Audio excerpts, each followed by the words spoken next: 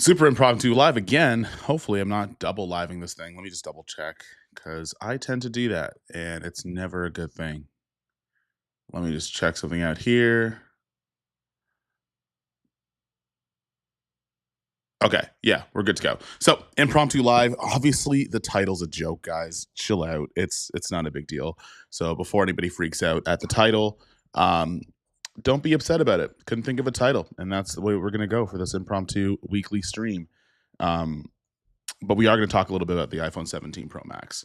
Let me just get that all up in there. We got one person in the chat, so we got one like. That's cool. But yeah, we're gonna get this live started as soon as we get to like a couple people. Yeah, see, this is what it's about. Just laugh with us. We're having a good time. We're having fun. We're just joking. It's not a big deal. I posted a reel yesterday comparing my Ursa Cine 12K to the iPhone 17 Pro Max. And some people got really, really, really upset about even just introducing that as a general topic. And I'm like, guys, it's all fun and games. We're just here to laugh. We're here to laugh and talk about tech stuff because it's that season. What's going on? The Overthinker, Akeem, Roy. We got Mario in the building, Larry out here. Honestly, I am gonna kind of give you guys a preview of a video that's probably coming out later on today, and it's about kitting out my iPhone 17 Pro Max. I don't know if did you guys get the new iPhone? Let me know if you guys got the new iPhone. Sound off in the chat. But also put a 1 if you guys want to see the rig before the rig build video, because I'm still working on it. It might come out tomorrow, depending on how late it gets, but we'll see how things go. What's going on, Logan? Also, I also need help. I need help. I need help getting out some of these new videos because there are 3 very specific cameras coming out that I have access to for a little bit. Some of which I'm just keeping in the next like couple of days. What's going on, Evans? Okay, so what we'll do is when this what's it called? When this chat gets to 35, I'll break down the entire rig before the video. Just don't tell people. But if you guys want to like links to stuff, obviously like let me know. I could put them in the stream as well. But I want to do a live talking about some of the iPhone stuff.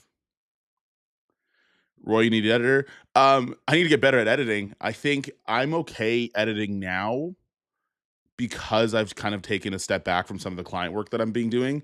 But I unfortunately I've injured my hamstring quite a bit, and I just started getting videos out and like didn't want to sit down. So the last 2 or 3 videos had a few mistakes in them, but I think we're good now. We're on pace now. Just doing for a music video. They chose me to direct. Hey, let's go! Congrats, man. I'm a fanboy. Sony, click this. Ready to fight Apple fans. I'm. Yeah, everyone is cool, man. It's just a joke. Like, honestly, I think the fanboy wars have gotten so intense, but because it's such an innocuous thing, like personally, I think it's funny. So most of the things I'm doing is just poking jokes at it. 28 years later is better than the creator, so the iPhone is better than the FX3. Duh. Yeah, don't say that on Threads. They'll come for you. I won't be there to help you either. I deleted that app like a month ago, but it still posts my Instagram posts on Threads. So I think people still think that I'm on Threads, and I'm like, no, just you can't delete Threads without deleting your Instagram. At least that's what I was told. Still need to make a move off Premiere. It's so hard to shed 10 years of experience in that program. I honestly only did it because of the pandemic. The pandemic was the only thing that like kind of kept me on Resolve because I just didn't have anything else to do. So, and there's no work. So like it was easy to learn a program where everything else is gone. Also, it is, despite the fact that it is fall, it is very hot in here. I don't know if I have to say pause, but I'll take my sweater off. All right.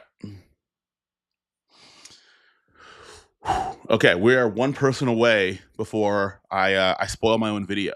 But you guys still have to watch it. You still have to watch the video though. That's the thing. You still have to partake in the actual video watching. Once we get to 30, yeah, 30. Fuck it. I'll just do it at 30. I'm a 2-week veteran of Resolve. Hey, it becomes it's not an editing program, it's a lifestyle. Also, I gotta trim my beard. This thing is getting squirrely, but I'm trying to grow it back out. Oh, Karis, what's going on from Trinidad? I haven't been to the Caribbean. I've been to Africa a bunch, not been to the Caribbean, and I will try to make that somewhat of a priority kind of going into future years. Yeah, where we at here? Oh, we're at 24. When it gets to 30,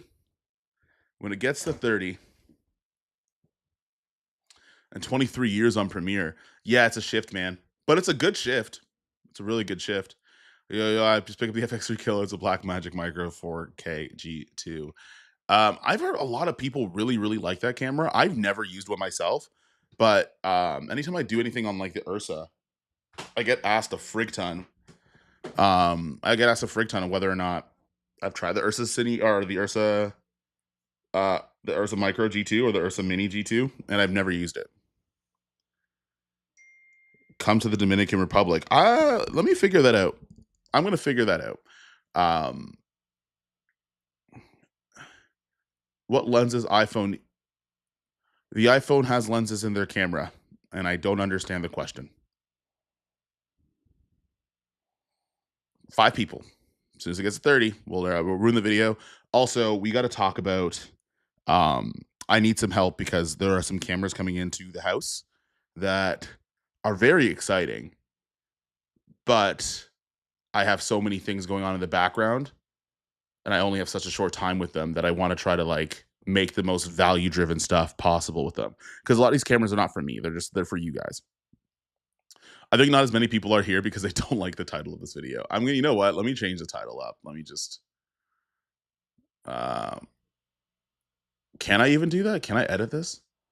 I'm gonna edit the title just so people don't get pissed off at me and whine and cry about it. We can't have fun anymore.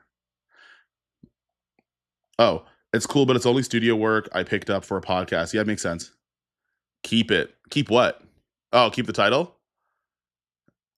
Honestly, I think it's going to cause more problem than it's going to solve.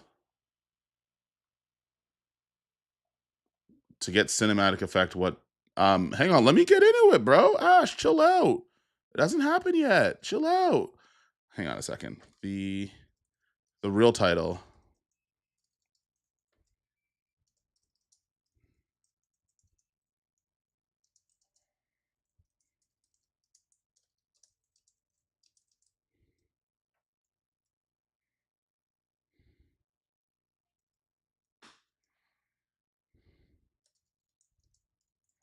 We shipping.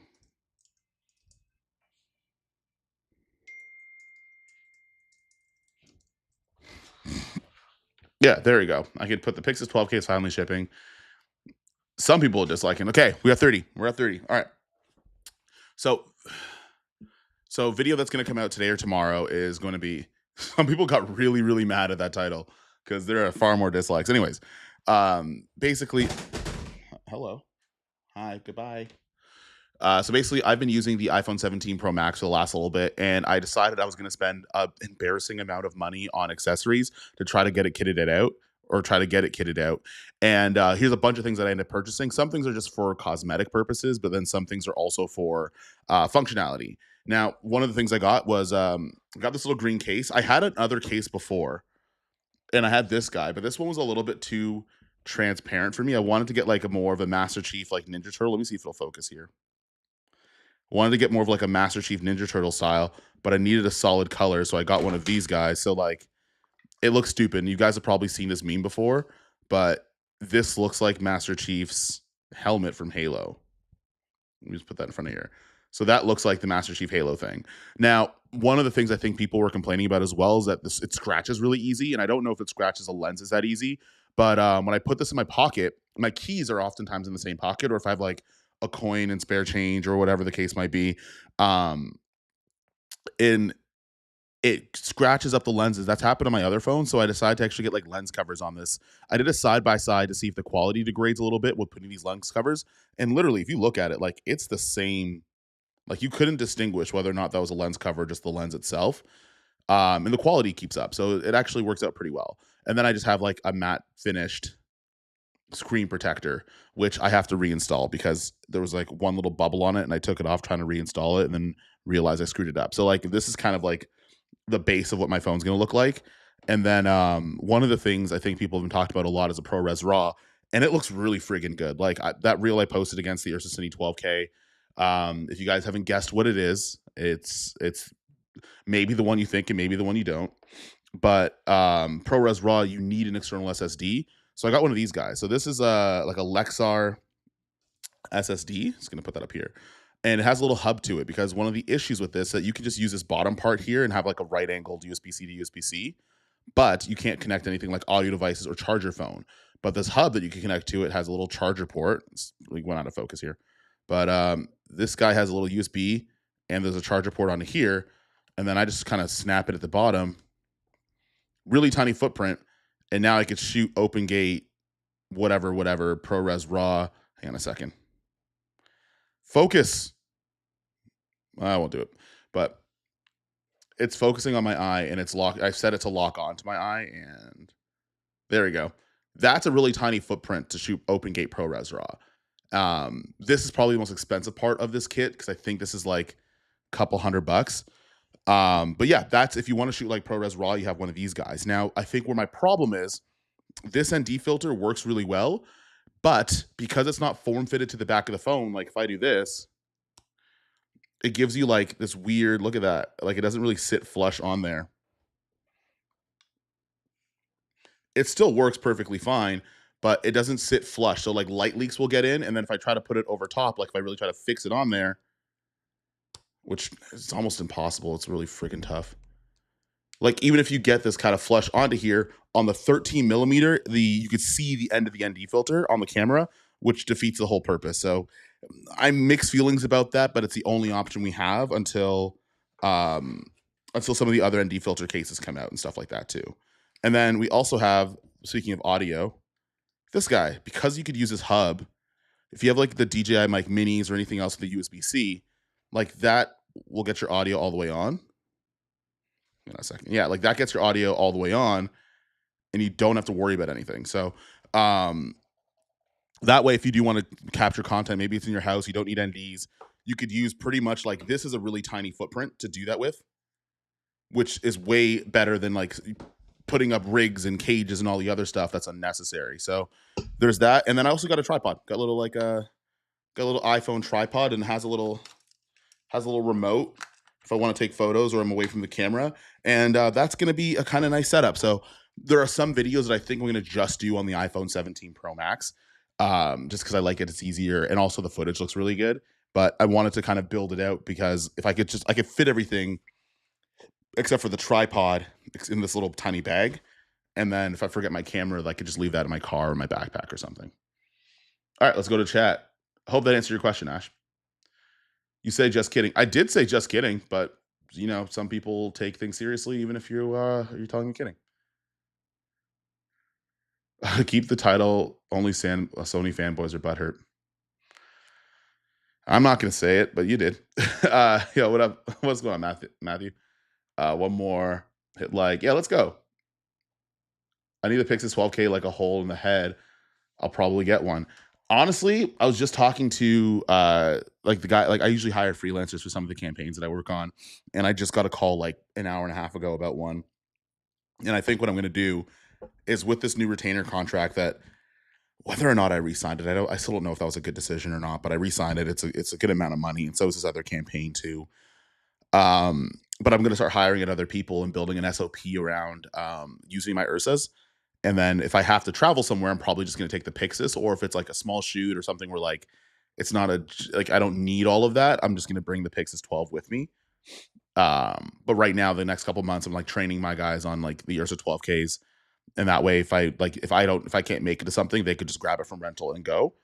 But that Pyxis is great. Which kind of is a segue. I got an email that mine's getting shipped, and it should be there, should be here next week. Sometime next week. So within like the next 7-8 days, you'll start seeing Pyxis videos. There's also other camera videos in October that you're going to see that I'm just going to have fun with at this point. Who do you think is the industry leader, not in terms of market share, but value features in each category? Filmmakers with crews, filmmakers running gun, and content creators. I don't know, because like it's so different now. Like I was just talking to one of my buddies, and I don't know if you guys follow at David Lee, but he has a podcast now. we were talking about this before, where like the industry's changed so much. We're like filmmakers with crews is anywhere between indie short films, Hollywood, commercial productions, long form, and documentary. And all of those have different industry leaders. Um, Filmmakers that are running gun are also kind of in that same boat as well, a little bit. And then content creators like Apple, because most people, if you're thinking about the broader context, like most people make content on their phones or on like very small mirrorless cameras. But now that you have like the iPhone 17 and 17 Pro, most people are just going to use their phones. And I honestly, I think it's a good decision. And I think it's black magic for 2025. For indie filmmakers and like indie, like small crew production work, yeah, I would say black magic has a value wise of a giant upside. I think most people just have to like take it in and kind of accept that they're great cameras. Hey, you sign up for AOD. Let's go. If you get cinematic eye, you may see a familiar face.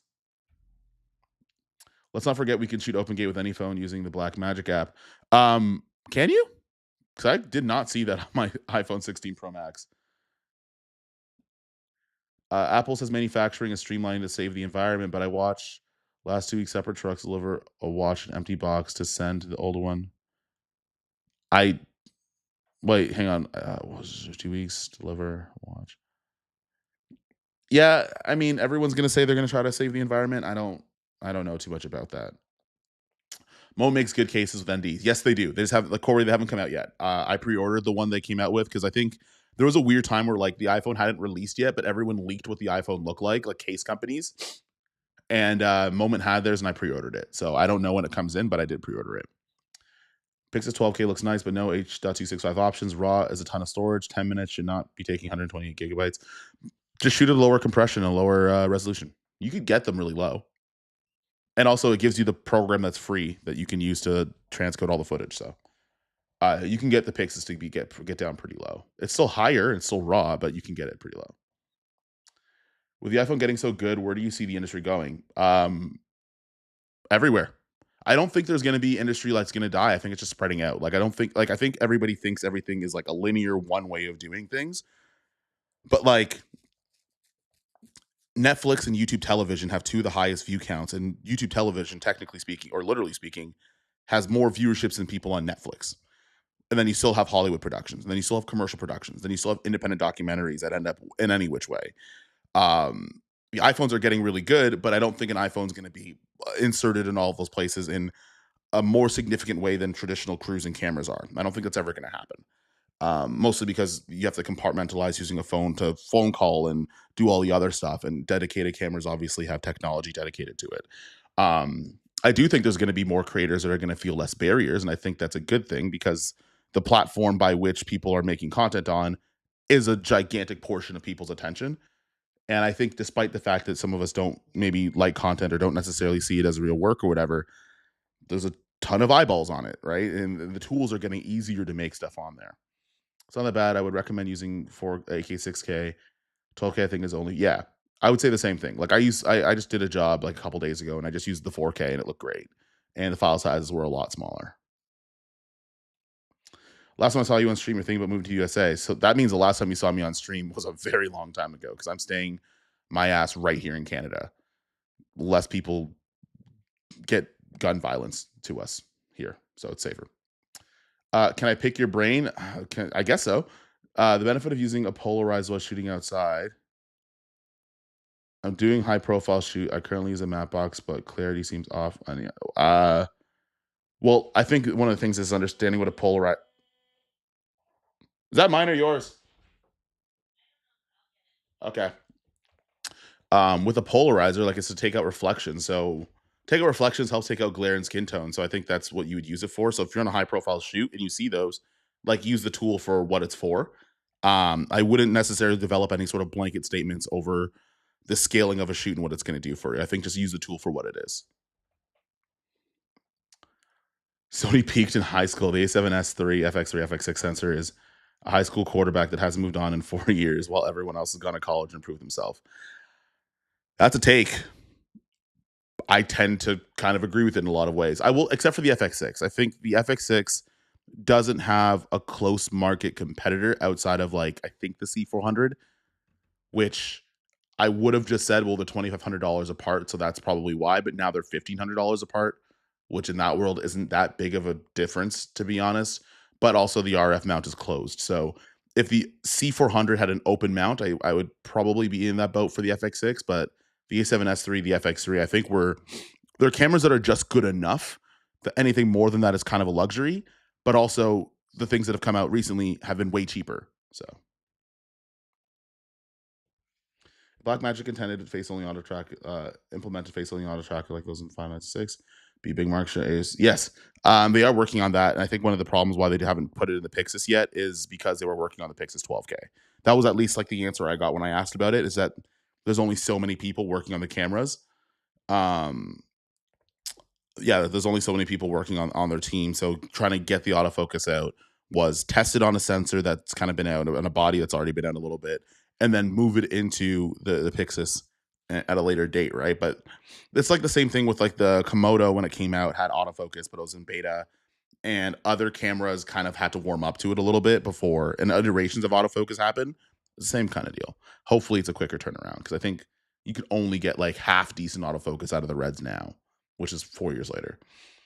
Camera looks cool that is only as good as a tool holding and using it. I agree. Cardi, big question. ProRes RAW and in the Blackmagic 4K. Do you think BMD put ProRes RAW and new full frames bodies having codecs and clients would be great? I hope so. I think it's one of those things where like camera companies will do things based on how we spend money, bar none. Like we could kind of be in a circle and pontificate and say like a camera brand should do this and a camera brand should do that, but somebody has to pay the coders to do it. And if there's no money to be made, and if we're not voting with our dollars, and I don't think it's going to happen, but I could definitely see them saying like if it's successful and it works and it's helpful, yeah, I could see them doing it. Um, I thought the Pocket 4K had ProRes in it, but um, yeah, we vote with our dollars, and that's how things get done. And if there's no dollars, and they're not going to pay the engineers and the necessary people to make it. Actually, I bet with Josh Satin over whether Sony will release something with the same sensor again. I think they have at least 3 more in them. I wouldn't be surprised, to be honest. I think if they're going to do that, though, like the camera's got to be a little bit more competitive price wise. Because if the idea is to save on cost by releasing cameras with similar sensors, then make the thing make them cheaper. The VM say Pyxis 12K is going to get autofocus. I'm sure eventually. I just don't, not anytime soon. So I think at this current moment, no. Is it off the table? Absolutely not. Right. If as long as it has, if you ever press like the single shot button on a Pyxis, it does single shot autofocus. So I'm assuming the mechanism to do continuous autofocus is still there. But and you gotta flesh out the system first. I think one of the things with Blackmagic is that Pyxis is a very, very precious system where they don't want to screw anything up, and rightfully so. I don't think anybody wants to screw up one of the things that I think are selling really well. So putting bad autofocus in it, I think, is going to do them worse than putting like half baked autofocus just to have it. So I think once that happens, then yeah.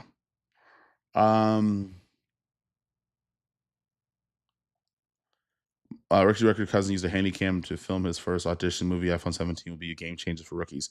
I think it's gonna be a game changer for everybody. Like I just got off the phone call with doing a rebrand for a supplement company, and it's like a reasonable amount of money that we're talking about. And I think we're just fleshing out deliverables in the next day or so. And one of the things, like, and this is where like YouTube comes into play a lot because they specifically asked for BTS content, which I share on my channel. They're like, yeah, we love that you also share the shoot as well.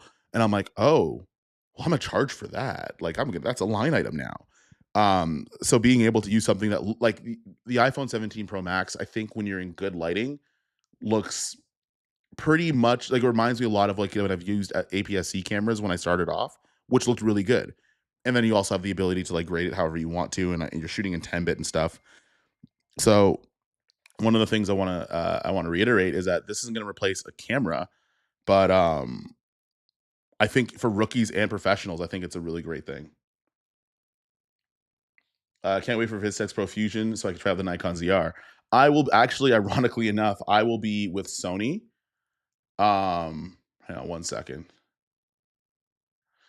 Yeah, I'm ironically going to be with Sony, so I'll be at the Sony booth for Pro Fusion this year. 'Cause I still do I do like, despite the fact that I think they need to update a lot of their stuff, I still work with ton with them. But I'm just honest if I don't like something. Everyone at Sony Canada knows I don't like the FX2, and that's not changed anything about my life.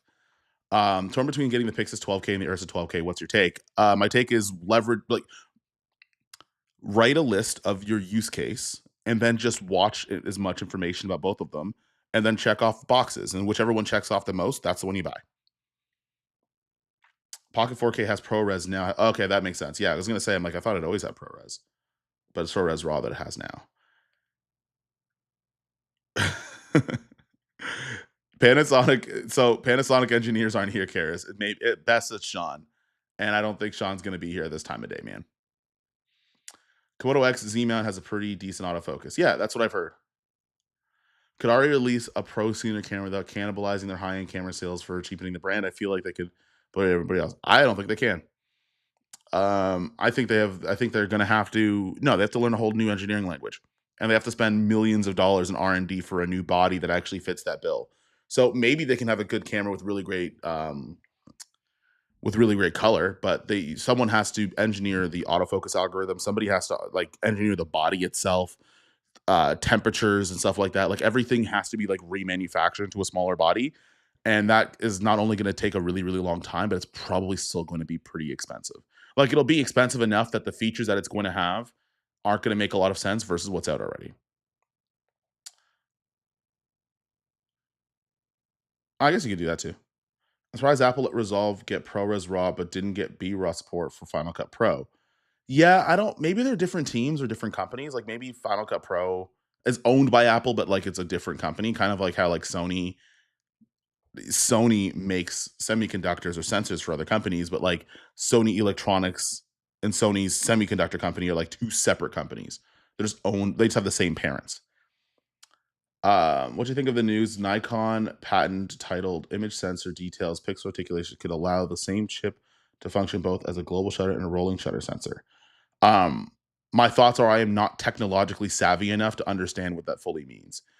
However, if I'm guessing, um, I think that Nikon is a 110-year-old company with a lot of old money. I'm sure they have great, like 110 years of even putting like minimal investment into certain things in order to like have more capital and profit to make stuff with later. Um, I think we're gonna see things out of Nikon that you haven't seen before because they've had so much time of acquiring capital. I think what they were missing was people a little more close to the ground and less conservative, I guess. Not politically, I mean in terms of like not deviating from their main design language. But you're gonna see a lot of things. Like the Nikon ZR is the it's not the best thing that they're gonna put out in the next couple of years. I think that's just the start. So if they could do that, I think that's cool. Saying hello, might pass out soon. Hey, Alorio, thanks for coming to the stream, bro. I think money, yeah, that's fair. You think DJI should be getting back? Do you think that DJI should being back the Osmo? Larry, say it again. My brain will read things like literally, and I don't know what that means. When are you dropping the jollof rice cooking video, Uncle Kofi? When I go to Ghana, I still have to buy my flight to Ghana, but I will be going end of December for like I'm gonna like I think what I'm gonna do is and this kind of goes into what I was gonna talk about. There's a lot of cameras that are gonna be dropped off in my house in the next couple of days, and you will probably see the most amount of uploads from me ever in 3 months. And then I'm taking January, most of February off. I'm like, you're not going to hear from me for like 6 weeks, which I will be shooting the jollof rice video then. Face only option is what they need. If it does see the face, it doesn't anything. I don't know why cameras don't have this feature. It's clutch running it. I think it's because building autofocus algorithms are tough. Tough to get right, I guess, because like even when like the new Lumix cameras came out, I remember when we had the S1R2 and we were in Norway, they had to do a firmware update like the first day we got it. Like the first day we got it, we had a lot of problems. And we're like, hey, Sean, fix this. And like what was cool is in 36 hours they fixed it, which was wild. But I think it's just that algorithm, like cameras that companies that don't have autofocus algorithms, I think it just takes a long time to do it. Prediction: Apple will stop FCP development and embrace DaVinci. No, I think they'll just slowly stop caring about it and let people naturally switch, but I don't think they're going to stop because as much as people have DaVinci Resolve in our space, there are so many people that have Final Cut Pro that would be absolutely pissed off if they just abandoned it all of a sudden. Osmo. Okay, I'm going to read that again. Do you think DJI should be being I guess do you think DJI should bring back the Osmo Pro and Osmo RAW? No. Like I don't think they shouldn't. I don't think it should be a gigantic focus. Mostly because I think the target market for people that buy Osmo cameras don't use RAW. The reason why there's a conversation about the Nikon ZR not having great H2 265 is because people that are going to buy the Nikon ZR aren't all going to use R3D or NRAW or ProRes RAW or even ProRes. I think you're starting like a lot of people. We will use a camera for the top line of what it can do. For example, like I went and bought an SSD drive so I could shoot ProRes RAW, open it in an iPhone. Most people probably aren't going to do that. So if it's going to take a lot of resources away from doing other things, I don't think they should because it'll add to the conversation of us talking about cameras, but I don't think it actually I don't think it nets any sort of extra action that would happen, to be honest with you. 110-year-old 110-year-old company with a bunch of surf bros hanging around the water cooler now. I'm sure that pisses some of them off in the building. I guess so. I'm so interested in the NEV to R3D conversion. Makes question of getting the ZR is right for me.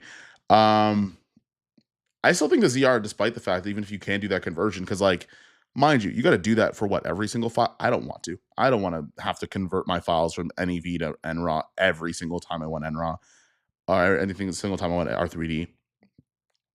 There's other features in the Nikon ZR that I think are still worth its weight. Like it's the only mirrorless camera that does internal 32-bit float without the need of an extra device. The screen is awesome. Still needs a firmware update for some things, but the screen is still really great. Like there's other things outside of R3D.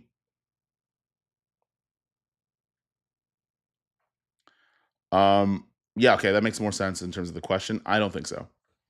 I don't think it's going to happen. You know what? It's not that I don't think so. I just don't think it's going to happen.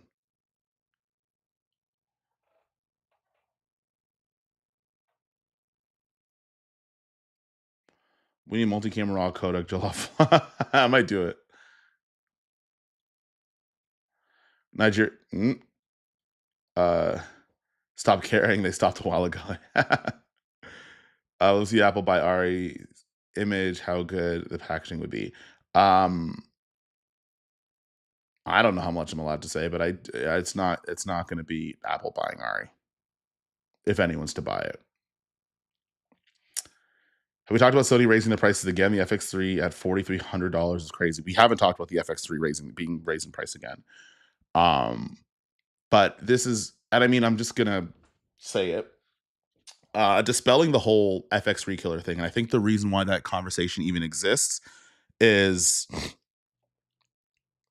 because the FX3 is $4,300 and other technology years later are not only cheaper, but offer things that are very close to, if not more, at least in the price value ratio of like, say, for example, the Nikon ZR. There is a $2,000 gap between the Nikon ZR and the FX3. That distance is going to be talked about when a lot of the things that you wanted for the FX3 are in the ZR right out the gate. Same with the S1 II. The S1 II, I think, is $3,199. So there's a $1,100, $1,200 difference between these two cameras. The reason why people are comparing and contrasting, is because like people with bigger followings had done that and everyone's kind of jumping on the trend. But also, it's really hard to look at tech in a vacuum. And if you have the FX3, that's $4,300, which is like almost 5,700 Canadian, and a camera that's half the price or $1,000 cheaper or $1,500 cheaper. And a lot of the shooting modes are the same. And a lot of the whole like industry standard stuff aren't upheld by me because maybe I'm direct to client, which is a ton of people. That contrast is obviously going to be made. So yeah, in terms of talking about it and the whole killer situation, I think the reason why they're calling it a killer is that. Same thing when like, what was it, the A7 III came out, and I remember there was a ton of conversation of whether or not it steals a lot away from people that wanted to get like the 1DX for like YouTube and shooting photography. And the argument was the 1DX at the time, I think, was like $6,800, and the A7 III was, I want to say it was like 2,000 or 2,200. It's the same conversation with just a smaller margin between the two price points. Even if they're used for different reasons, people are going to buy them and then talk about them. Um, those words would start a war. Yeah, it would. Alton, it's okay to be wrong. That's, you know what, something I've learned on social media. It's okay to be wrong. You just don't have to be loud while you're doing it. Haming's okay. Very, very minor tear. A week in, I'm pretty much able to, like, I boxed yesterday, which was nice. A little pain, but not really. Um, Getting in and out of chairs was probably the hardest one because I heard it in a single leg squat position or a lunge, so that position hurts a ton still. Going upstairs is always weird because now I got to like lead with my left foot, which I'm not used to. But I think probably another 2 weeks, and I think I should be okay. I started doing physio next week because I think all the swelling has gone down. But for those of you guys who don't know, I was training last week, and I had a very small minor tear on my hamstring. It sounded a lot louder than it was.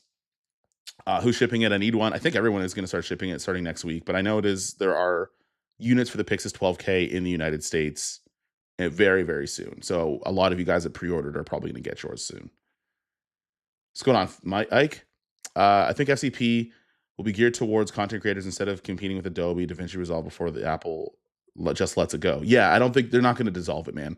It might just be like a CapCut kind of deal where they make it into kind of like a CapCut. But yeah. Oh, I didn't get the 17, but built a rig for my 16 Pro Max, the Lexar setup. I'm pissed I waited so long.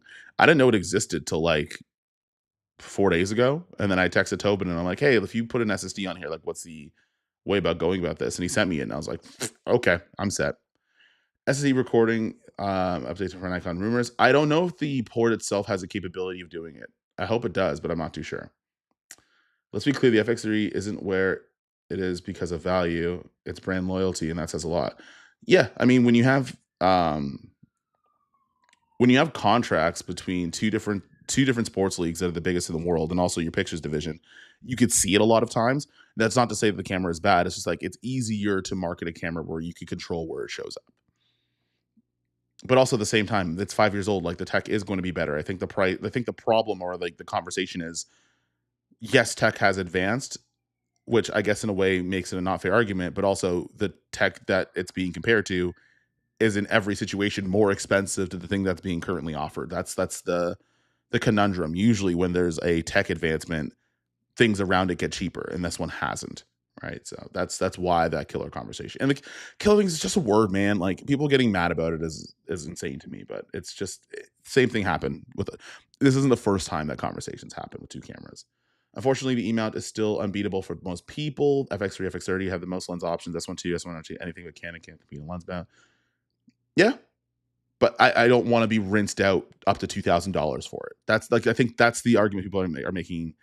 The people are making the argument for is, yes, you're correct, but that shouldn't cost me $1,000, $1,500, $2,000 because I could just buy more lenses with that amount of money. Essential, I hope, SSDs, blah blah blah. Killers is clickbait at the end of the day.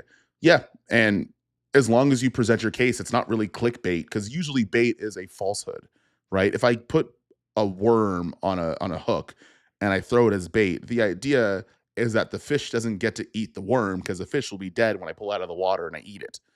Same thing is kind of with like clickbait, is the idea, like clickbait and you actually clicking on the thing, is if I present something that is an emotional trigger, as long as I deliver on that emotional trigger, which I think most people are with the whole FX3 thing, then it's not really bait. We need another word for it. Still love Ghana. Hey, just saying, be very careful. Chale, be very careful. I'm just saying. It's hard to say the FX3 is a moneymaker for cam ops due to Sony being universal on many sets. B, simplicity with deliverables due to codecs. UMD to protect your copyright. Yes, and again, but I just don't think it's worth getting chinsed out for $2,000. And mostly I say that because, like, a lot of the times, like, I've worked direct to client and having very successful years for like 8 years, where whether or not it was an FX3, FX6, or whatever didn't matter. So like, if that is, and I don't think I'm particularly special in that. So I think in a world where the camera matters less, in certain industries it does matter more, but I think what most people have very closed blinders to is we don't accept that the rest of the world exists, where a lot of the things in terms of like industry standard cameras like don't matter. I would say even now they don't matter. A lot of times producers don't know like heads or tails, and they just hear FX3, FX6, and like, cool, that one. Yeah, right now it would. In like 2019, it wouldn't, but $4,300 for a camera that came in before the pandemic, it's a hard sell. It's a hard sell when you acknowledge everything else exists. There's a lot of clickbait on YouTube. Yeah, I think there's a difference between clickbait and like, as long as I deliver on the thing that I said, I don't really think it's clickbait, but I do think it needs another word. Do we know if anyone has directly compared the Ursa and Pyxis 12K? I know they have the same sensor, but do they have the same image? Is it a little different like the C80 and C400? Jake, but I will probably be the first person to do that because I have both, or I will have both within the next week. So depending on how quickly I get things done, um, I might be. I'm. That's the first video that I'm gonna make when I get it. I only got a notification today that it's gonna get shipped out.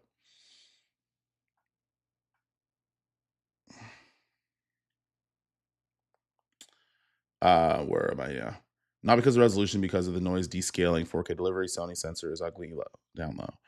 Yeah. There's a lot of things that having a high resolution sensor helps out with. Jake, the Pyxis 12 has less frame rates. Yeah, so the Pyxis 12K has less frame rates and it's twice as slow, but twice as slow is subjective because twice as slow is the difference between like 5 milliseconds and 10 milliseconds, which are both objectively fast. What do you think of the Atomos Ninja V TX with CF Express Type B cards and SSD recording plus AK external RAW? I haven't used it. I have the old school like 2018 Atomos Ninja 5, and that's the only Atomos Ninja monitor that I have.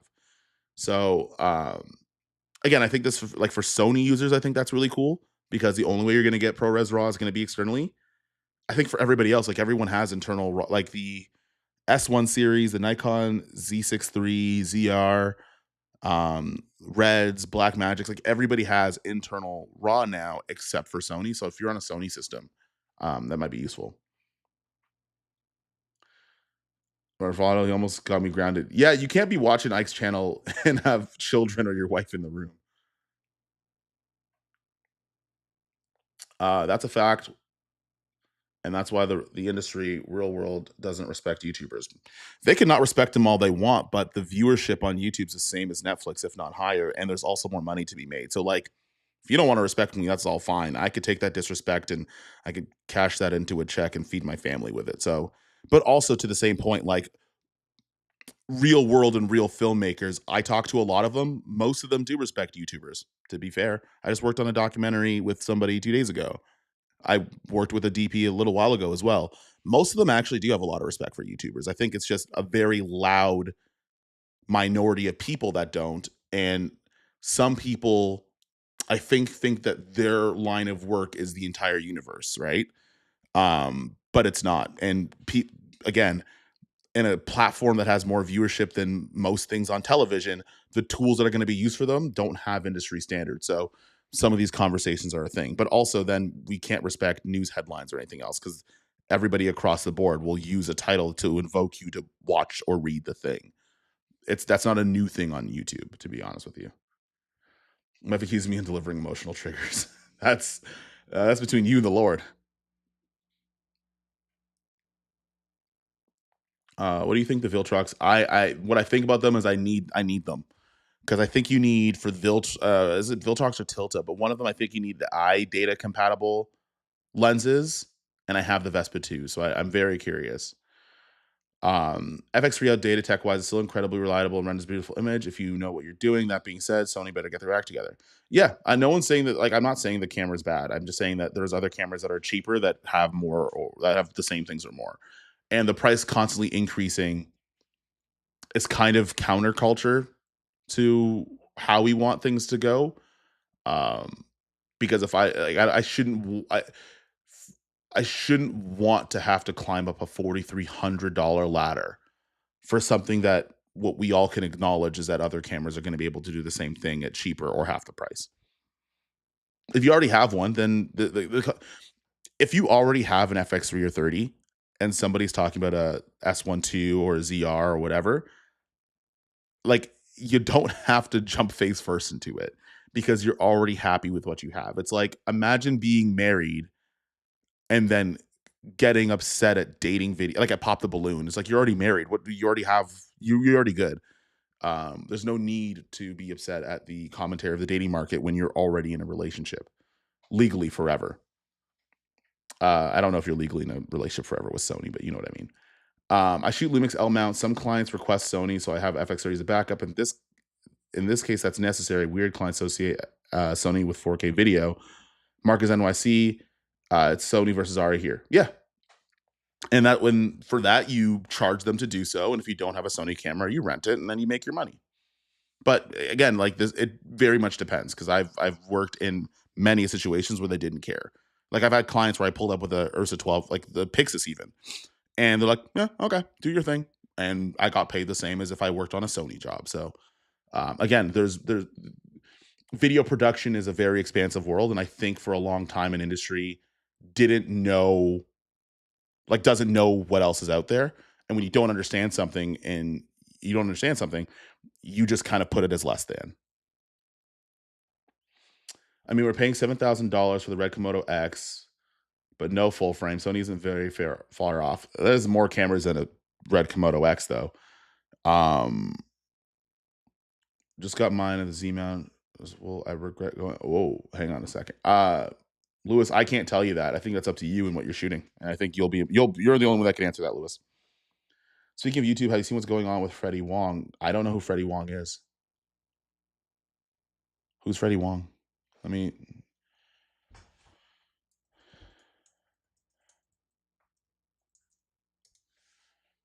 I don't know who Freddie Wong is. Oh, from Rocket Jump. Sorry.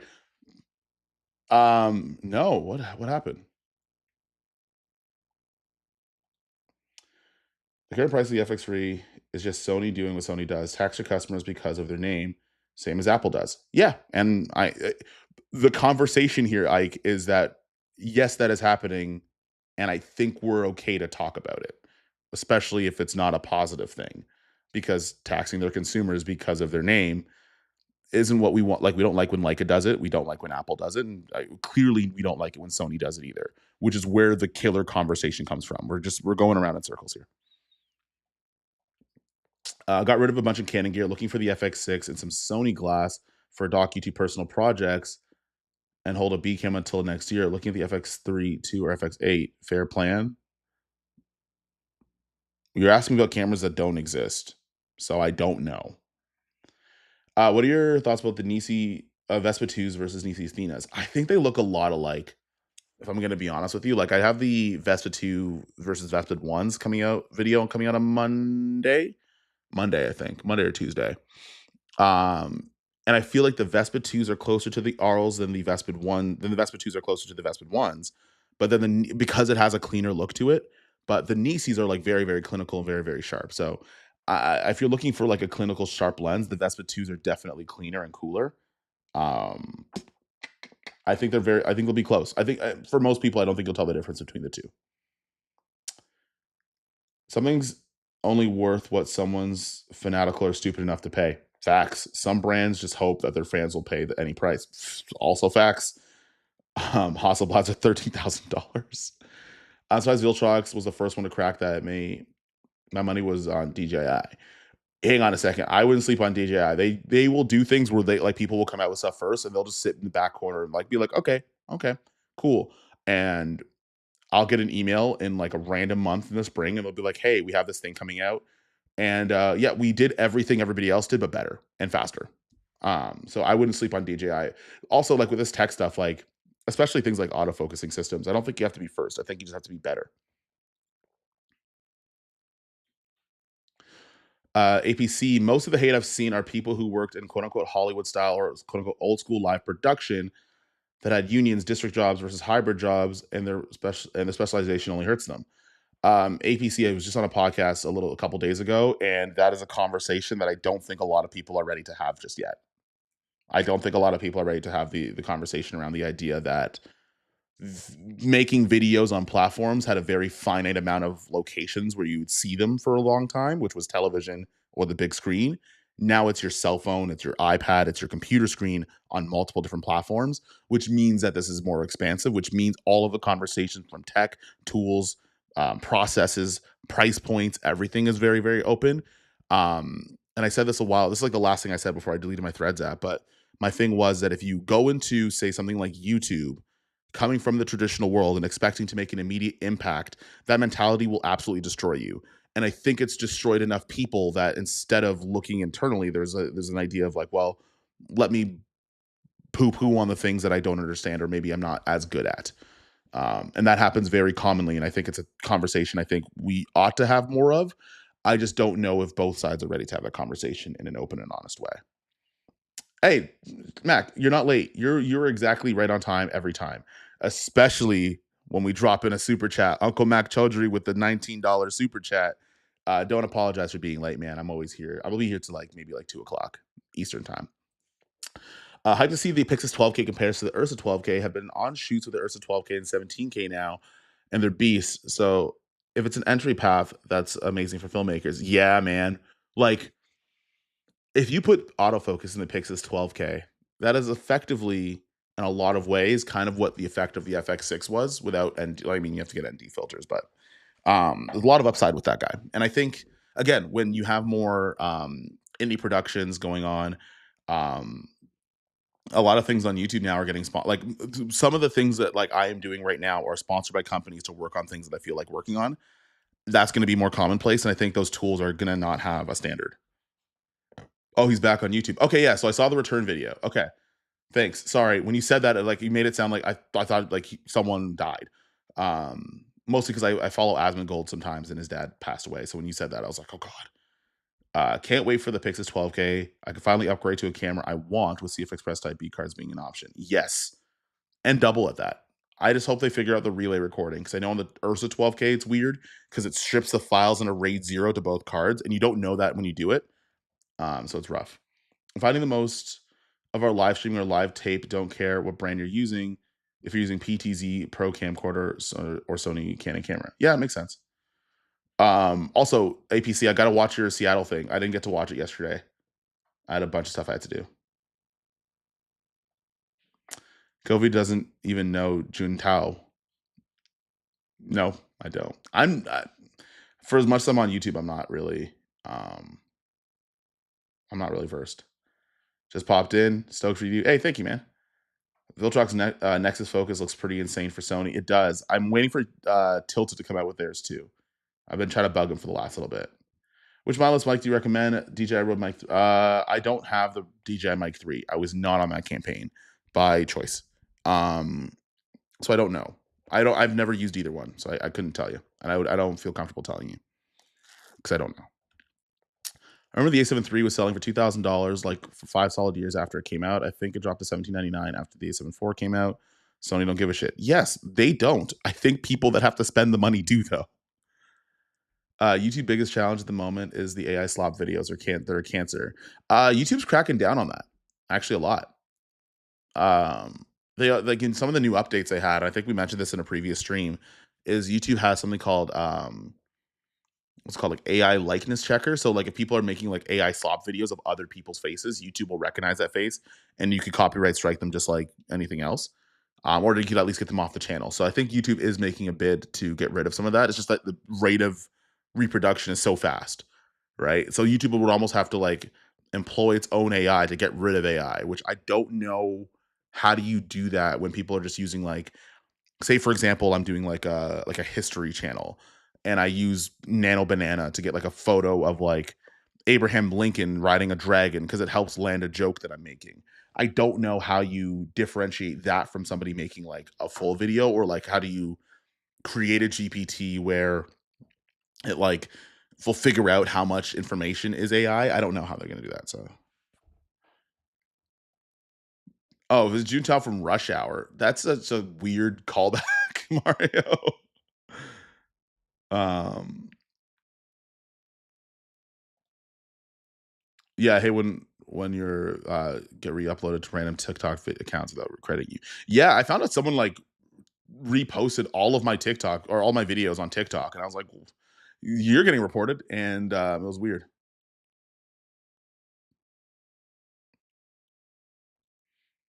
Oh, Larry, don't worry about it, bro. I don't actually know what I'm telling you not to worry about, but don't worry about it. Oh, sorry, I know what you mean now. Yeah, no, that was when someone's like, "Do you know what happened to so and so?" I'm like, "Are they dead or are they pregnant? Like, what happened?" But yeah, um, watch it for the audio and Road Connect. I got got it for Converge Media. I wasn't on cams for that one, which was well an issue of one especially the cam. Fox 13 improved all cams. Wait, hang on. What cameras did you use? APC? I didn't catch that.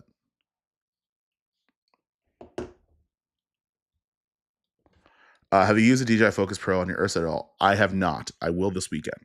And I think, and honestly, it's the stupidest reason.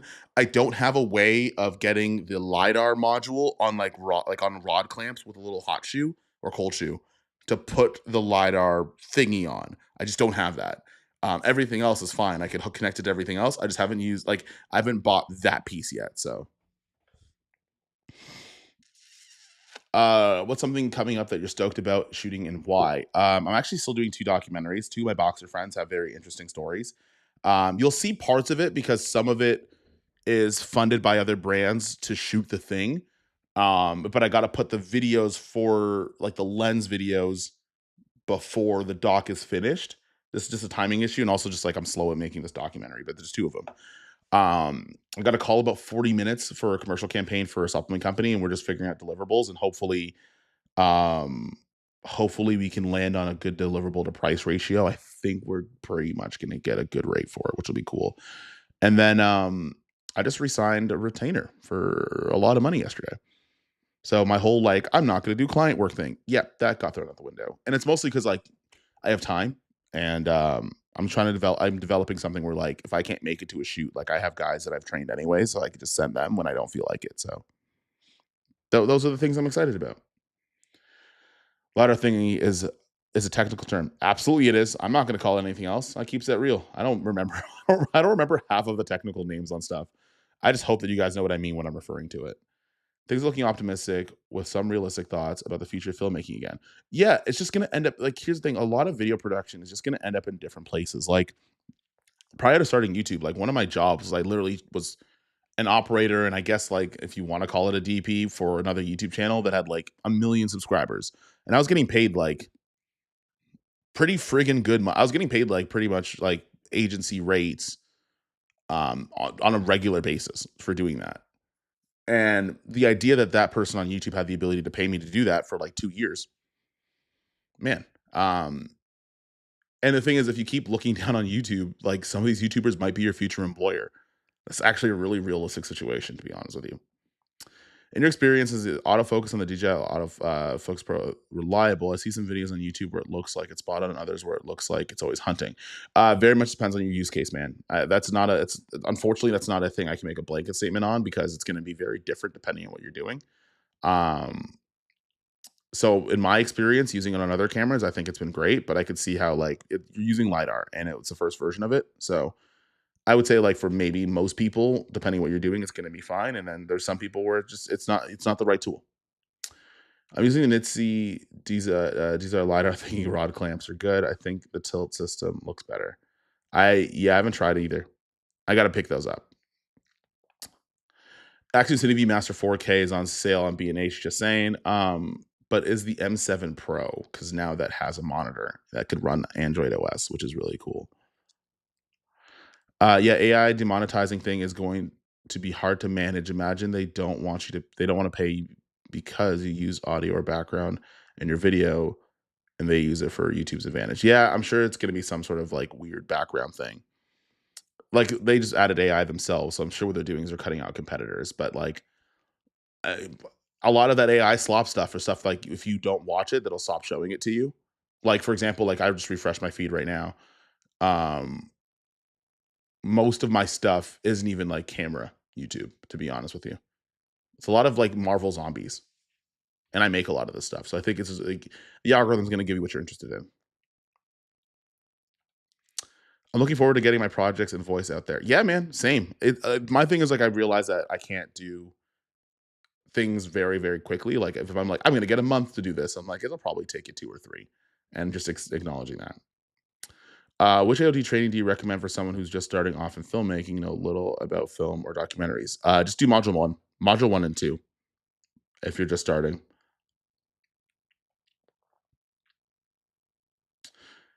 Yeah, you do have to prep your lenses. Like I would say one of the things on the Focus Pros, I think a lot of people maybe weren't used to like camera prep where you do that stuff a lot. So that is a thing you have to consider. Have you used Typoc lenses? I do have the set of Typoc lenses. They're not in this room, but I do have them. Videos still in the works. Trying to do 3 lens reviews with 3 very different project types at the same time is really tough. So um, hopefully it's the next week or so. What industry your customer in? Both of them are supplement companies, so both of them are fitness brands. Um, the documentary we were shooting was fitness adjacent, but it wasn't necessarily a supplement company or anything like that. But I think like because I've done a lot of work in that space, it's very easy for me to make money. Like it's not very easy to make money, but like I could command a higher price based on like having knowledge in that space. So both are fitness related, and both, or actually all of them are really. And yeah. We use Blackmagic 4K and 6K. Okay, cool. Through the A10 Mini Fox 13 transmission, they wanted HDMI signal, Fox 13 approved, all exposure and angle for all 5 cams. I didn't like how the visual side looked. Eh, I could see that, but like honestly, I think once it's for a client and they're paying you, man, I think this is just me, APC. Like, I shut up. I'm like, hey, you know what? That's what you want. I don't like this, but take my money, or let me take your money. If you like it, if you're happy, I'm happy. And that's just kind of how like I look at it for stuff. I could see that like that being a thing where you kind of want it to look a certain way because it's your work and it's close to you. Um, but if you're paying me not to care. I think indie will become the new normal production, not indie like $200 a day, working 20-hour days and falling asleep on set from being overworked, but indie and independent creators. Yes, literally YouTube is a platform for independent media companies. So like whether you're watching podcasts, whether you're watching reaction channels, they're literally just independent media companies. And some of the styling of content has been like brought up from overseas. So for example, like react content isn't something that's like super common to like cable television. However, actually, I mean, technically it is. Like we did have those shows where it would like show you like not America's Most Wanted, but like America's Funny Home Videos, right? It's kind of a reaction channel. Same thing. Well, in a lot of ways. Independent creators will usher in a new era of entertainment and mainstream culture. Yeah, and it's already happening because most people aren't watching cable television and not nearly as many people are going to movie theaters. If you look down on YouTube, then you're not understanding commercial business that can be built. APC here's, and this is a take, and people are going to be mad about it. I think it's not necessarily looking down. I think maybe some people don't know how to build that business. And there's two, and I always said this in a podcast with David, and there are 2 people in the world if life is a track race. There are people that acknowledge that there are faster people than you and they'll train to get a better time. And then there are people that try to take everybody's shoes because they don't think they're ever going to beat that time. And there are some people that like taking people's shoes. My Focus Pro works like a pro. I love it. Yeah, you probably got that dialed in, Miggy. Can you really see and feel a difference between the 16 stops dynamic range and the Pyxis 6K and 12K? Yet to be seen because I haven't put them beside each other. There are situations where like having extra dynamic range makes a lot of sense, especially if you're like outside or like you're in a room with like the windows are gigantic behind you. But that's again, it's going to be very different. My independent creative YouTuber, I think a lot of filmmakers, quote unquote, are mad because they see other people accomplishing more on a untraditional route and that causes jealousy. Yeah, someone just said that like on Instagram. I was just on something. My buddy Bennett was just saying that like if you're someone who shits on that, then that's probably a deep rooted thing where you're uncomfortable that someone's just doing things unapologetically, which has a segue because this is what I needed help with, and I need help with just things that you want to see. So next week, the next 2 weeks, 2.5. I pre-ordered the Nikon ZR, and I may or may not get it like 4 days before you guys do, like not even. But no, sorry, I have it on loan until my copy that I purchased comes in. So I'm basically handing them a ZR that I'm going to beat the crap out of and getting a new one. Don't tell Nikon that. So the Nikon ZR comes in mid-October. I am one of the very few people that gets to have the Canon C50, which I get to just kind of put it through the ringer. I have it for about 2.5 weeks. And the idea is like I have a project that I want to shoot on it, like a really, really small project. I'm trying to get back into the fitness bag of things because it was fun, and now I get paid for it, and that's also fun. Um, but there's a couple things I want to do with the Canon C50. And then I got an email earlier today about the Pyxis 12K shipping. My thing is between those three cameras, because I think one of the things like right now is at this current junction in time, while I'm working on other stuff, while I'm doing client work, like the YouTube bag is really good, and not money wise, but like in terms of I'm like in a flow where I like making content and it feels really good right now. And I want to be able to keep doing that until if it stops feeling good, then I stop doing it. But between those three, because I'll have those three, what are things that you're curious about between the Nikon ZR, Pyxis 12K, and the Canon C50? Because I will have all three of those arguably at the same time, literally at the same time for a few weeks. We're using local business to pay for channel versus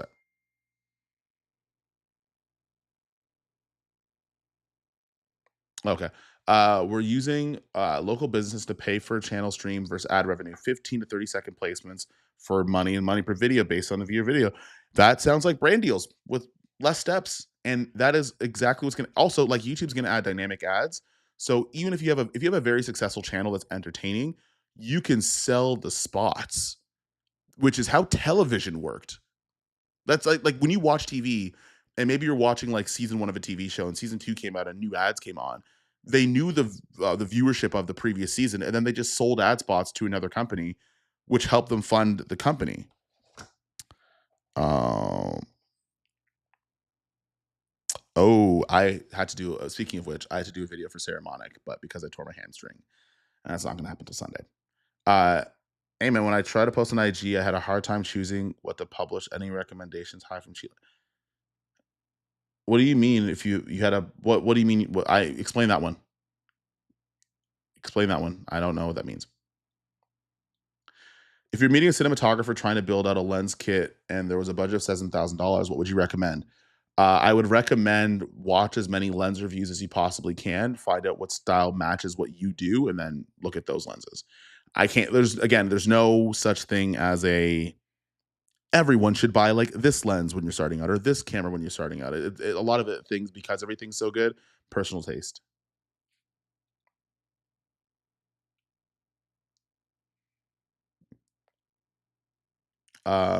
Lukewarm take. Most people would be better off buying lenses and ProGrade V90 SD cards and upgrading their camera. Great. And then for the people that want to upgrade their cameras, there's tons of content for it. Like, again, there's no like everyone's thinking of things that are so narrow and everything has to be black and white and everything has to go in one direction for everybody. Yeah, there are some people that are going to benefit from that, and there's some people that don't care and want to buy a better camera. And for those people, there's a ton of content on YouTube for free. Have you used the Manfrotto One tripod yet? Funny thing you say that, Will. I think that's a video that I have coming up tomorrow. But yeah, I have used it. I've had it for like a month, 2 months now. Really, really good tripod and a very, very good tripod. If you've seen everybody else's videos on it, my rep was on holiday, so I haven't got my video kind of okayed yet. But yeah, I have it. Is there anything you're pumped about in the cinema world with gear or content? Uh I'm like and this is honestly like I'm in a place now where there are things that I like from me and there's things that like I'm excited to kind of jam on because I think the audience thinks it's interesting and like I like having conversations because I'm extroverted. So for example, for me personally, like I'm excited about the Pyxis 12K for me. I don't necessarily like you guys are also excited about it, obviously, but like for me personally and selfishly, like that's a camera I'm excited about. The ZR and C50 I may be a little less excited about personally, but I'm more excited about to be like, hey, my friend that is looking for a camera, here's everything that I know. And I think one of the things I don't really talk about it that much, but the whole reason of like me making YouTube was I just found that like the space was very underrepresented by people that look like this guy. And not that I wouldn't take the information for less than or whatever, but it was the idea that like people that look like this guy that are able to be nerdy about this stuff are present in the space, right? So a lot of the stuff that I'm making, also if a lot of people are making, is like for younger versions of themselves and what they wanted to see. So like, to answer that shortly, because I didn't. I'm excited about the Pyxis 12K and using it, especially with my Ursa. But what I'm also excited for is like being able to try out the C50 and then own a ZR and then kind of make content for people that maybe don't have $5,000 to spend on a camera, because that content is still needed. You would think most people don't know this actually. I think most people want the easy way out. I think most people want the comfortable way out, and I think when you have to do it that way, because it happens here, right? Like somebody, like there's so many people that have asked, like, what camera should I buy without any context, right? Um, because that's going to take a little bit more introspection. I think buying the camera is easy. Thinking about what your use cases are, is hard, and sometimes that manifests in like maybe you do just need new cards and some lenses, and sometimes you need a new camera. There's again the variance is very wide. I think good films are coming back, although I love MCU story-driven movies are coming out. Yeah, I hope so. You know what? I hope the viewership is coming back. I mean, there's good movies that have come out, but I think, um, I think that more people need to go to the theaters. To be honest, I think a lot of these commentary YouTubers don't even have a film background, have more of a claim to being doc filmmakers, and plenty of people crying that YouTube isn't real filmmaking. There are people, honestly, that have reaction channels that work in film. Like a lot of people that I watch, because ironically, people being Canadian and having success on YouTube isn't just like this space. Most people that got onto like reaction channels and comedy like worked in film and then just came to YouTube for the same reasons why like we did. Um, yeah, a lot of these people do, like some of these people actually do have film backgrounds. But again, if you spend more time in fighting than you do making stuff, then you're always going to be mad. And I think some people that are like, YouTube's not real filmmaking and kind of feeling this stupid like culture war, um, they're spending more energy on trying to invalidate other people than actually doing anything. And and the more they're doing that, the more people that are doing stuff are benefiting from doing stuff. And that's what the problem is. Um, Jake, but real research and presentation is documentary filmmaking. Yeah, if you ever watch, I watch a lot of anime, but Super Eye Patch Wolf makes like these really cool documentaries. And then there's also, I think his name is Digino, and he does like documentaries on Digimon. And they're not like your Netflix documentaries, but he like pulls out so much research and stuff about random concepts about anime. On Fox 13, you're right. Just went with what they wanted. Yeah, man. APC. There's some jobs they say, hey, I'm paying you full price, and I'm like, okay, whatever you think looks good is whatever's good, bro. Like, watch some more recent stuff on with Eddie Burback, his new stuff. And so much to say. Yeah, man. Also, just I think because of the traditional world and the way that that visual language was communicated, like being able to just sit in a nicely lit studio and talk is just it's new, but it's also like it still satisfies that entertainment factor that people want out of their entertainment. Nikon is watching the stream right now. Is it? Are they? I guess so. Nikon ZR is looking incredibly good. I think it's the value. The Nikon ZR in a video sense is the A7 III of 2025. 100%. Hey, if Nikon is watching this, thank God. Speed up that ZR shipment, please. When you have three cameras, please do rolling shutter. Oh, all three cameras, please do rolling shutter tests. Yeah, sure, no problem. I feel like you're not going to see the difference between the Pyxis 12K and the Ursa 12K, but you will between the Pyxis 6K and the Ursa 12K. ZR versus C50, 12K, 12K compression, file usage, and resolve, or something along. Yeah. So I got like a RAW versus RAW. The hardest part is I don't have the ZR and the C50 at the same time. Actually, the day that I give the C50 back to Canon is the day I pick up the ZR. And there's like, I've tried, and there's no way to even get them for a day at the same time. I'll pop in. All right. John, we'll see you later, bro. Campaign more on an open gate from Nikon ZR. Oh yeah. I wonder what the hardware limitations are. Just joining what I missed. You get the Pyxis yet? No, I don't. I will be getting it next week, hopefully. I think it's too late in the week, and getting it from California always becomes getting anything from the States just becomes an issue because it always gets held at customs for an ungodly amount of time. Random but be nice seeing a full screen instead of the 5,000 by 1,000 crap they're doing on IG. I don't know why they're doing. I don't know why they chose that to be the aspect ratio for landscape video. It's a super weird call. I think everyone should have lights, Cine, Summilux Cs. Miggy, if you're buying, I'm taking. Autofocus. I recommend 3 fixed focal length cameras like the Nisi type brand and 2 of the Trinity zooms. Yeah, there you go. You got some recommendations in here. All 3 cameras rolling shutter video. Can you strip the 12-bit footage and resolve open gate comparison, anamorphic comparison, backup recording, and relay recording? Relay recording, you're gonna be a little bit mad about because I've tested it, and if it's the same on the 12K on the Pyxis as the Ursa, it's a little weird, but I can understand where they're going with it. Test out adapting E-mount autofocus lenses to Z-mount and their performance. Yeah, okay. Random copy getting chat, also responding to every comment. You don't have to respond to this one. Oh, well, too late. Thanks. Yeah, no, I'm trying to like do that at the same time while moving on to the next point. Any solution to connect a monitor on the Komodo X if I don't feel comfortable using the AC? Yeah, getting a Komodo monitor for like $3,000 or however much it is. Uh, it's a really, I don't like that part. Like the Pyxis monitor is a little bit pricey on its, it's not really that pricey, but it costs money. But yeah, no. You got to get the Komodo monitor, which I mean, it's great. It's just expensive. What are some good camera options for making spec work, short form content, and filmmaking? Just with all of them. Everything that's come out this year, every single one of them. There hasn't been a bad camera since like 2019. But again, this is what I mean about like the easy part is like I don't. That's such a broad question that all of them. The broad question gets a broad answer, and it's all of them. As compared to the Satchel Photech, I really enjoy using the Satchel. They were co-designed with Satchel, so it feels sturdy. I think it'll take like years for me to know whether or not it falls apart. I don't think it will. It's built pretty well. So I would say, I mean, it's a lot cheaper. I'm not going to say it's better than a Satchel because like Satchels have been around forever, and the Manfrotto one is its first one. But I think from what I've used, it's really sturdy. Glad Blackmagic fixed the cam op for Mac OS. Have you tried controlling your Ursa 12K from your computer? It's really fun. I run long USB. No, I have not, Tim.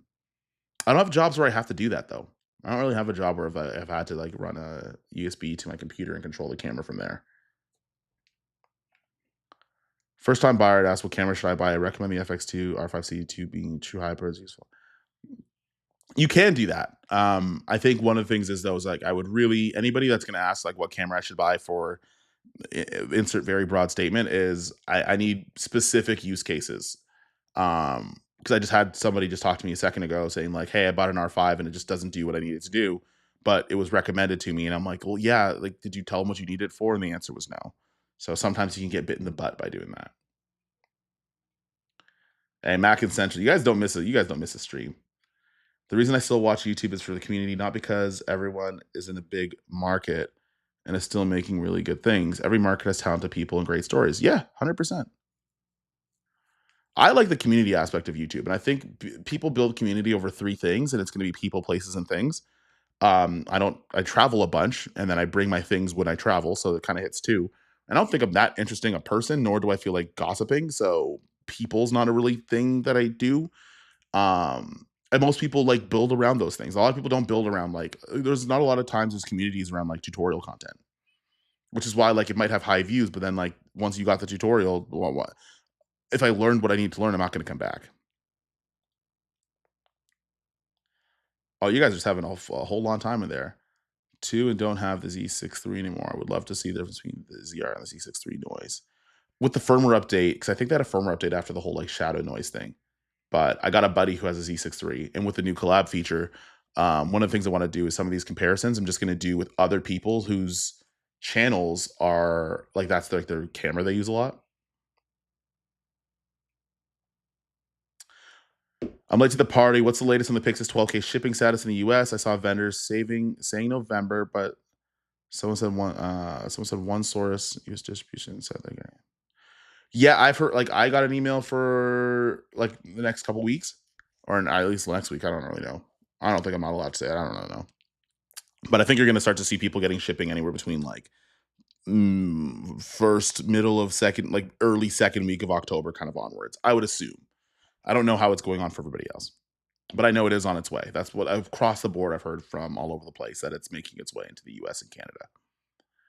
Omega will be the selling point of the ZR8, or they just firmware update it now. I think there might be a hardware limitation or like an overheating thing.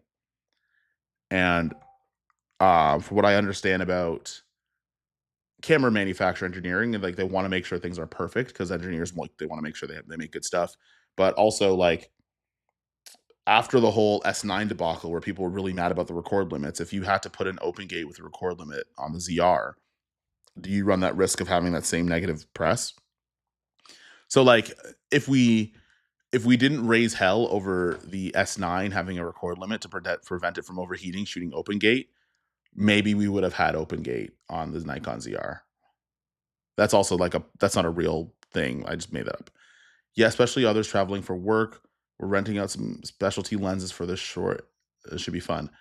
Tim, you're already in the Discord. I want to see that. Oh, also, if you guys want the link to the channel Discord, sometimes I tell you about things that are coming out on the channel a little earlier. I upload things a little earlier on there as well. Also, there's like show and tell. You can show off your rigs and stuff.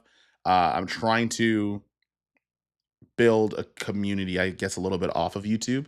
Also, like, when people have like questions like, what camera should I buy? It's easier to answer those on the channel Discord. But throw up a 1 if you want me to put that in the description on here. Also, 6K is $800 off, and Pyxis monitor EVF is hang on, $400 off? Okay. Hang on a second. William Baxter, you shouldn't have told me that. Hang on a second. Pyxis monitor. Pyxis monitor. Is it actually? It doesn't look like it's saving on my end. Unless it just dropped down in price objectively, but no, it's the same price on mine. Don't do that. Don't play with me.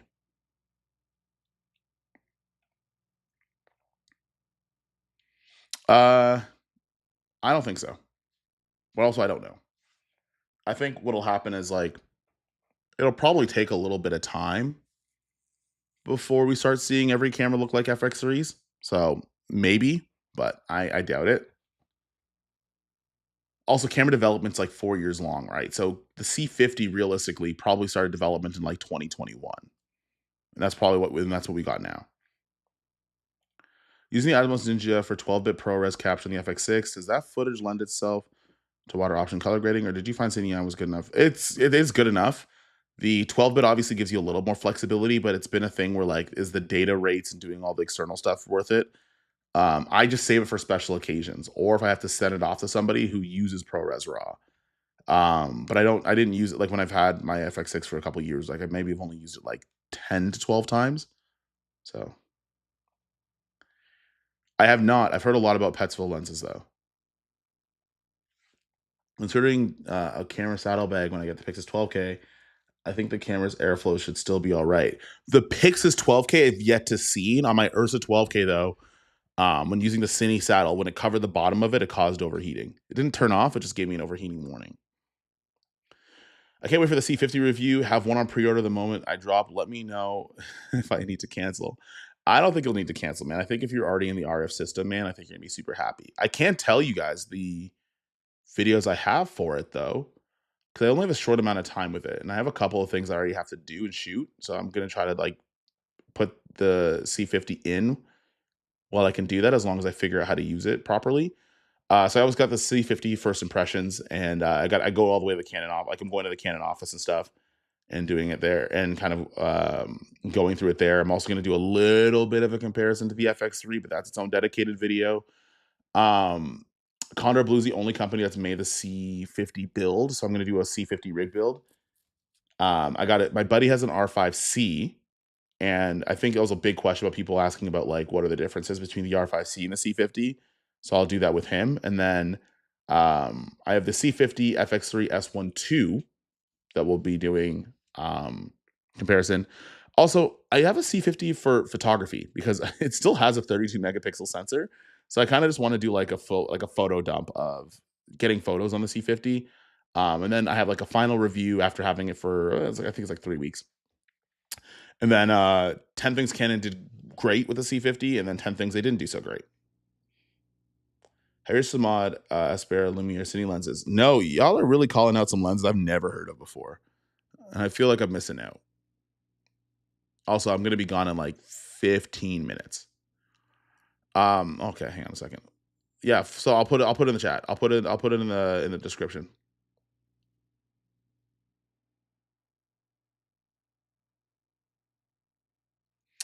Why are most of the FX3 versus ZR comparisons Sony S-Log 3.265 versus Nikon All Intra R3D? It's 100 megabits long GOP versus 1500 megabits all intra data. Sony has a 600 megabits because like um if I wanted to start a fight, I would say it's because people are trying to give cookie points to Sony and still keep whatever relationship they are without being objective, although that's probably going to be untrue and unfounded. Um, I think the argument people are trying to make is that you can shoot smaller file sizes on the FX3, which is a point against the ZR because its H.265 doesn't look the best.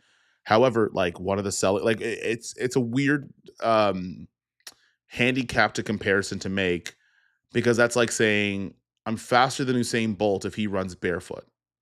And it's like, yeah, both of you put on shoes. Like both of you should show me your best to best and then show me your worst to worst. But I shot this like the shoot that I did, I shot the all intra.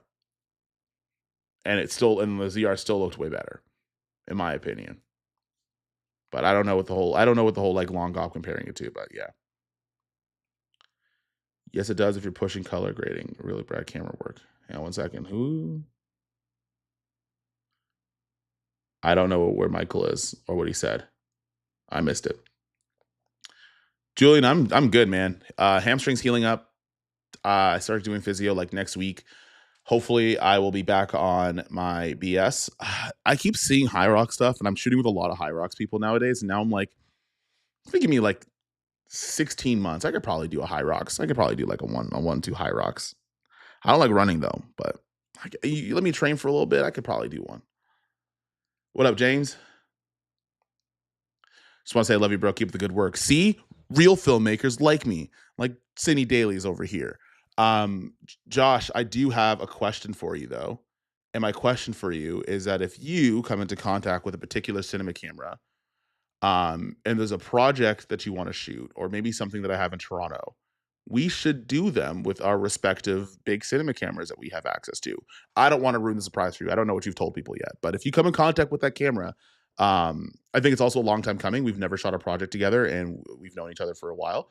That is something I want to do, whether or not YouTube collabs are a thing or not, but it's something that I want to do. Hey, and we also got a super chat. Thank you, man.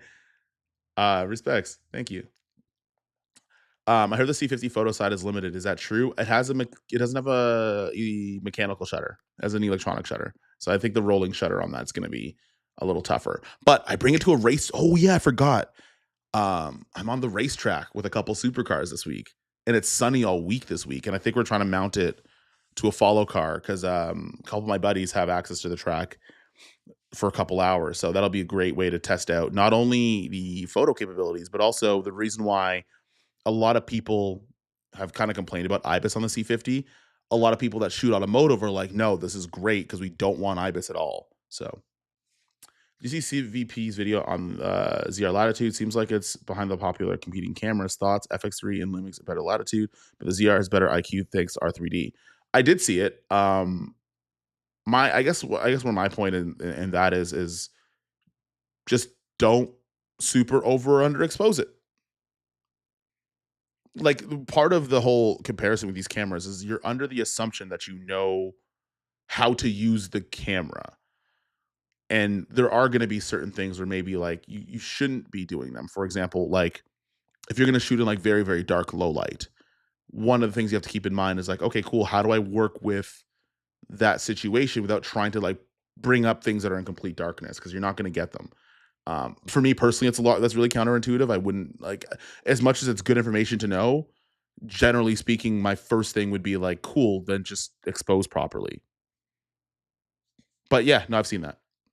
But also it's half the price of its competitors. So like that's a hill I'm willing to die on for some people.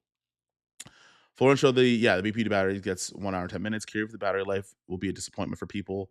That means at least 8 times batteries for a full day. Yeah, if you're shooting all the way for a full day, yeah. Yes, absolutely. Yes, you heard it here first. You're about to see some black boy joy in the filmmaking space. But yeah, no, I think with like I've been talking about YouTube collabs for quite a bit, and a lot of ideas that I have are like I want to shoot stuff like with other people and kind of be in their world and like they're the host of their channel, but I'm just like a guest star, like those sitcoms in the 90s. Um, I think I'm gonna have the most fun doing it. So hey, thank you, man. I appreciate that. Some people will disagree with you, but no, I really appreciate it, man. We're just trying our best here. Um, LPL versus PL full frame Super 35 tight. No, no, you have full frame PL. I'm not sure what you're referring to though. No, it's just a flange. Just yeah, okay. LP is shorter flanges compared to PL. You can use a PL or LPL adapter to put P. Okay, okay. They figured it out. External baby. Let's go. Okay, you guys figured it out. My guy, what's good? You don't have to pause. What's good? Just don't be weird, bro. uh, the turnout. Yeah. Cup test of supercars. Already did, but I did use the Action 5. But I think if we put a C, I just really hope Canon doesn't get mad. Um, I might Kofi Cup the C50 to a Ferrari. The real limitation in flash photography, that's why I recommend the Canon R5C versus the C50 for hybrid shooter that plans. Yeah, that's fair. What up? Um, Black Boy Joy is my favorite pop punk band. Is Black Boy Joy a pop punk band? All right, and how I know. Bro, I'm super excited for YouTube collabs. It's a long time coming. Yeah, man. I think this is the thing. I think where you're going to see the coolest, um, the coolest version of like, I guess like filmmaking YouTube is for the longest time, like everybody's wanted to work on projects together, but you'd have to like upload separate videos that kind of say the same thing. Now you can only upload like one video and it shows up on everybody's channel. And then there'll be longer videos because there's more people, there's more stuff in it. But you're gonna get that, which is gonna be really cool. And it's really going to look like watching like I'm trying to think of the show. There was like Disney Channel shows that were in live action, and you didn't know that the two shows were in the same universe and like they would cameo in each other's stuff. I think that's gonna be really cool. And YouTube's gonna get its own like Marvel Cinematic Universe, but with like real people. Made it think it was not red raw. Yeah, I get latitude tests. I just don't in a like in a real life situation. Like I've never been like 3 stops underexposed on purpose, and then tried to bring that information back. Guess with LPL, you could use the design lenses for larger real elements, right? Yeah, that's fair. That's true. The uncle, rest in peace. Rest in peace. But yeah, Kofi and Cindy Dailies together would slap so hard. There's conversations about people like I want to do a video called the iPhone 17 versus everybody, where I go to other people's channels and like their main cameras versus the iPhone. And we only pick like 1 or 2 features we compare on, but like each video is a different person. You don't really know who you're gonna get. So for example, if I wanted to compare like open gate, I would like fly to California and then go to Armando's house and be like, this camera does open gate, your camera does open gate, and like that segment is about that. Or like um you want to talk about like ProRes RAW, like I'd go to somebody who uses like a red camera or a black magic and like you would do it that way. And then it just becomes like this kind of fun series of like, you don't really know who's going to show up. So an applause sound, but when Kofi enters other people's channels, that actually would be so funny. I would show up in Kente and it would be strictly Uncle Kofi that would show up though. And just like imagine Uncle Kofi just showing up in like Vu's video, like middle of him being like, "Let me show you," and I'd be like, "I'm going to show you the 10. I want to see this one right here, my friend. You have to look at this." So that would be hilarious. Thoughts on Infinity Castle? Still haven't watched it yet, so I don't know yet. If you're making films, you're a filmmaker. We need to stop gatekeeping the word and enjoy making stuff. Yes, absolutely. Don't say that on Threads, Andre. They'll come for you. Um, just joining the stream. Good news about the Pyxis 12K shipping. Haven't heard back from B&H yet. Have they given estimates for some? Did B&H give a statement? They didn't give a statement. I know that y'all will be seeing them in the next couple of weeks. I will be seeing mine maybe a touch sooner. Movemax Razor Arm Tilt Alien. So I need to get either one of those because I haven't like I'm trying to get one shipped in. Um, I haven't seen anybody with the Movemax arm in Canada, and I don't know why, but most of us have BPU converter to V mount. We use a 200-watt charge. Yeah, that's fair. Thoughts on the Vespa 2 since using? They're smaller, they're cleaner, they're sharper. They flare a lot less, but still look really good. They look closer to the Arls Primes than I think they do the Vespid ones, if that makes any sense. Someone needs to take the Ursa City to 17K 65 and do a Grand Prix type movie. It would be amazing to see more racing footage on the 65 mil. I mean, if I could figure out the short film stuff, my short film, basically, I talked about this earlier, but like it's in tariff hell where like a lot of the brands that were supposed to help fund it are getting hit by tariffs, and we have to kind of postpone stuff. But if we do it, it will be on the 12, 17K and the Pyxis 12 as well. Running to a meeting. Have a great day, Greg. Have a good one, man. I'm gonna check out in a couple seconds. Oh God. Okay, hang on one second. Yeah, no, I gotta go soon because I gotta finish this video. That's why Black Magic has just gone V gold mount. Yeah, that makes sense. Even on the 26 volt, like you don't like on my 90 watt, I only get like an hour. I said the Marvel thing last time you were live. Yeah, you're right. Yeah, latitude is only important as the information. Black Magic and Sony from now. Yeah, like I'm either going to be a really, really long video or an entire series. Can the R5C serve as a dedicated photo camera? My buddy actually has one, and yeah, he's used it for photo forever, since it came out. Do I know any pieces out of the 17K recently? No. It only got into people's hands so soon that like by the time you see anything significant, like it might be like next year. Yeah, on the 17K, you wouldn't see anything big to this year at all. You'd have to wait. You'd have to wait at least a year. It's like Cheers instead of yeah, Uncle Kofi. Yeah, that'd be hilarious. Correct me if I'm wrong, but you did a feature film overseas. What was the status of that? That was always not going to come out till next year. So that was with a separate production company. We came in as a second unit for a few days. I think they had another couple shoot days in June, but that a lot of us weren't at unless you were West Coast. But the status of that was always supposed to come out a year. So I think just February, March is what we were told when it finally comes out.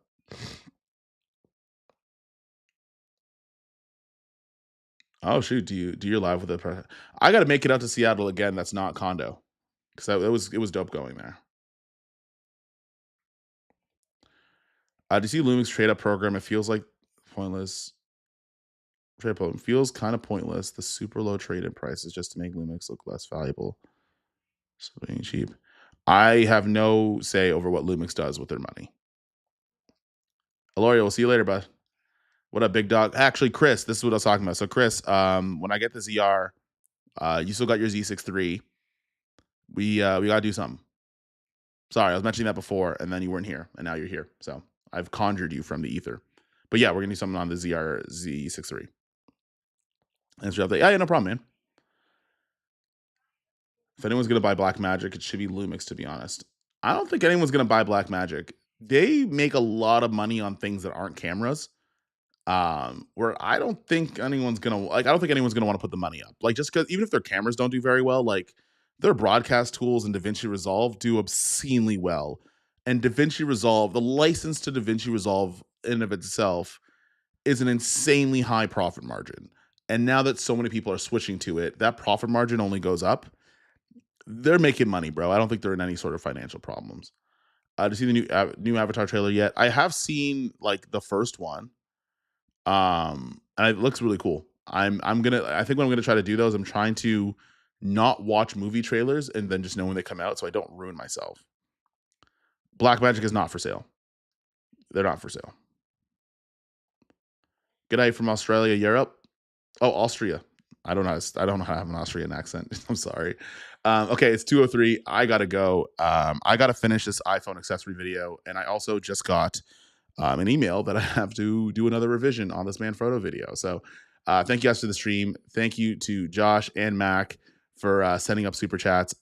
We just want to talk about some Pyxis stuff. So if you guys are looking for it, I'm sure it's going to ship in the next couple of weeks, man.